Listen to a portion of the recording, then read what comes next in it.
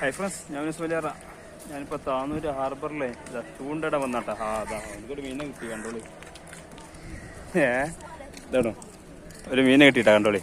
മാലാനാണേ.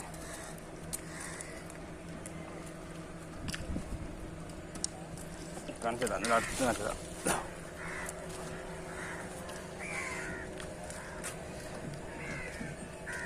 കിട്ടിയ മറ്റ് മീനുകളെ കാണിച്ച് തരട്ടാ. കണ്ടോളി. എന്താണ് എൻ്റെ പേര്? എൻ്റെ പേര് മറന്നല്ലോ ഞാനേ.